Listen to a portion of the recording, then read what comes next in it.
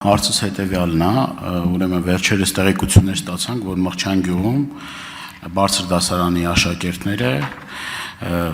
ըստ տեղեկությունների 4 աշակերտ բարձր դասարանի, ավելի ցածր դասարանի աշակերտներ, 4 դասարանի աշակերտին ամիսներ շարունակ հետապնդել են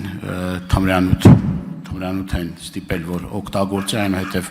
գումար են շորթել, քննչական կոմիտեն հայտնեց, որ 4 անձի նկատմամբ քրեական հետապնդում է հարուցվել։ Հիմա հարցս հետևյալն է, այստեղ նախ արդյոք այն մարդիկ, այն իրավասու մարդիկ, որոնք որ անչափահասների հետ են զբաղվում, արդյոք այս ընթացքում կանխարգելիչ ինչ-որ աշխատանքներ չեն իրականացրել դպրոցներում նամանավերջին շրջանում ահագնացող այդ թմրանյութերի կապված հայտնի պատմությունները որ կան, այստեղ նաև կարդում եմ եւ տեսնում եմ, որ երկուսի նկատմամբ էլ ուրեմն հետեւյալ դաստիարակչական հսկողության տակ, այսինքն այդ մեղադրյալներից երկուսը ինչ-որ դաստիարակչական աշխատանքներ են տարվում։ Մի հատ խնդրում պարզաբանեք, ինչ է կատարվում եւ այդ գործը։ Շնորհակալ եմ, պարոն Դանիելյան, հարցի համար։ Ըստ էության, այո, պատկան ծառայությունները, որոնք որ պետք է նման երևույթների կանխարգելման ուղղությամբ իրականացնեն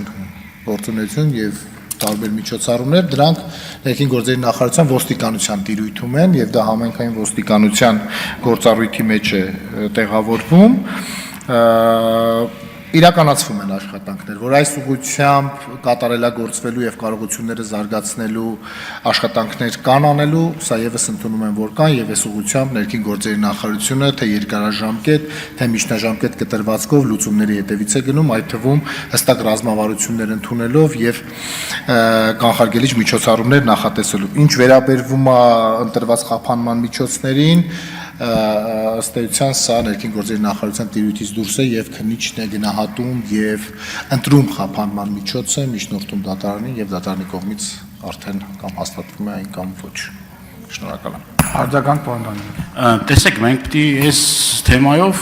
որևէ մի կոմպրոմիսի չգնանք, ինչ որ դաստիարակչական աշխատանքներ, ես օրինակ անձամբ չեմ ընդունում այդ մեթոդները եւ նաև կոչ եմ անում ձեզ շատ ավելի հետևողական լինել եւ այն մարդիկ, որոնք որ պատասխանատու են կոնկրետ կա հատուկ բաժին, չէ, որ անչափահասներով զբաղվում է, այդ բաժինը նաև պետքա որոշակի անձիկ, որոնք որ իրենց պարտականությունների մեջ թերանում են, պիտի պատասխանատվության ենթարկվեն, այսինքն ամիսներ շարունակ այդ process-ը գնացել է եւ կանխարգելիչ միջոցառումներ չի արվել։ Եթե պետք է ինչ-որ օրենսդրական փոփոխություններ ազգային ժողովում արվեն, եթե պետք է լրացուցիչ գործիքակազմեր ուրեմն ունենան այն մարդիկ, որոնք իրավասու մարմինները, ուրեմն պիտի մենք էլ այս առումով մտածենք, բայց այն բացի թողի վիճակը, որ կա եւ մեր մտաղ սերունդը